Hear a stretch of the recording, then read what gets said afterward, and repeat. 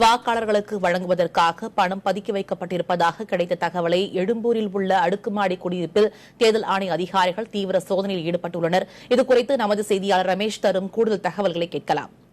ரமேஷ், தற்போது சோதனை நடைபெற்றுக் கொண்டிருக்கிறது. அங்கு பணம் மற்றும் ஆவணங்கள் ஏதேனும் கைப்பற்றப்பட்டதா?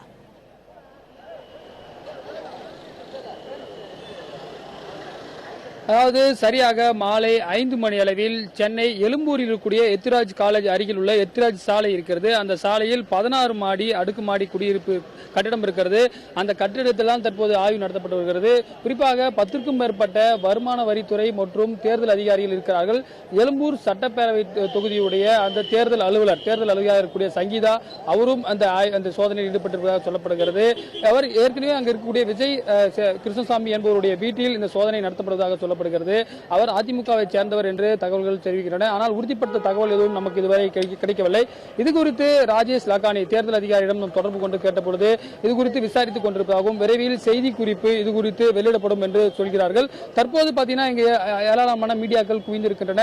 இங்கு இருக்கக்கூடிய குடியிருப்பு வாசிகள் மட்டுமே உள்ளே அனுமதிக்கப்படுகிறார்கள். மற்றவர்கள் யாரும் உள்ளே அனுமதிக்கப்படவில்லை. குறிப்பாக இந்த சோதனை என்பது வீடியோகிராப் செய்யப்படுவதாக சொல்லப்படுகிறது. என்னென்ன ஆவணங்கள்லாம் கைப்பற்றப்படுகின்றன, பணம் எவ்வளவு கைப்பற்றது என்பது குறித்தெல்லாம் வீடியோ பதிவு செய்யப்படுவதாக சொல்கிறார்கள். இந்த நிலையில் தான் இந்த சோதனை கிட்டத்தட்ட 1 மணி நேரத்துக்கு மேலாக நடந்து கொண்டிருக்கிறது. சோதனையின் முடிவில் தான் எவ்வளவு பணம் கைப்பற்றப்பட்டது, ஆவணங்கள் கைப்பற்றப்பட்டது உள்ளிட்ட பல்வேறு விடயங்கள் நம்மளுக்கு வினாக்களுக்கு விடை கிடைக்கும்.